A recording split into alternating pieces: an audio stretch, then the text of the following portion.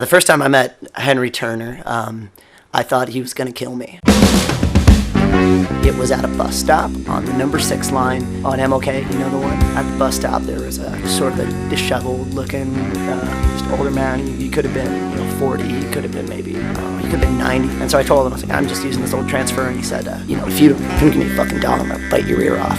I just sort of froze. It was in the middle of the night and there was nobody around, and there was just this silence, this terrifying silence. And then the bus pulled up and it just, the doors open, and he goes like, I'm just fucking with ya, and he starts patting me on the back, and he gives me a stack of unused bus passes, and he goes like, here you go, kid, like if you're using these unused bus passes, like have some ones so you don't get caught.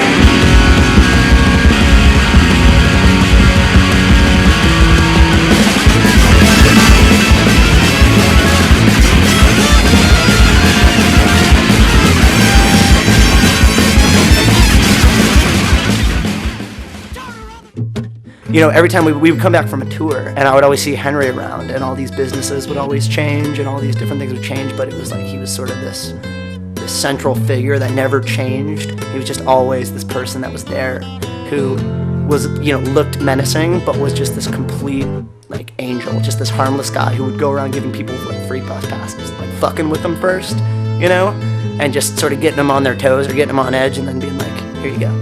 Like I said, he would tell me these different stories, and they were completely unbelievable. Like I could have been a Major League Baseball player, but shit went down. I threw out my rotator cuff, and they found out about the speed, and they kicked me off the team. And he said that he had a bunch of Major League scouts, line him up. He was a pitcher. He was a left-handed pitcher. And so I go home, and I look him up on the internet, and I look up the Georgia Tech roster from 1979.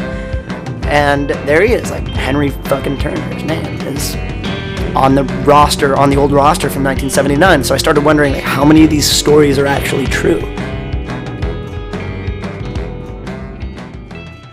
In about 2010, we got back from tour, and there was no Henry around. And I started wondering, where the hell is he? And then I'm down on the downtown park blocks, sort of close to PSU, and I see him just sort of lumbering up towards me. I'm like, hey, Henry, how's it going, man? And he just sort of looks at me. He's just really out of it. He's got these red eyes and everything. He just looks bad.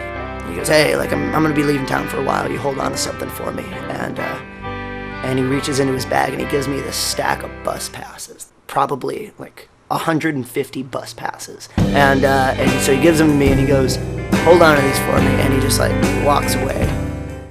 And 2 weeks later he died. And I don't know if a funeral was held. I don't know if any of his family knew about it. After that, I started becoming obsessed with Henry Turner and just tracking down all these different stories and just, I guess, writing down all the different stories and just sort of researching his life, because I felt he was a really complicated individual, and he was an absolute angel at times, and he was also an absolute monster at times. After he died, I guess it hit me really hard, and I missed him a lot. A lot of the things that he did for other people were very, he didn't expect anything in return out of it, and I think how he lived the end of his life was really admirable. And I think, regardless of whether it was to make up for the things that he did earlier in his life, the time that I knew him, he was a good friend, I guess. He was just a really good friend.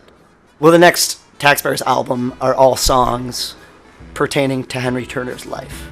And it's all of the stories that we know are true, and it's all the stories that are probably not true, and it's just everything in between, and it's just songs about his life.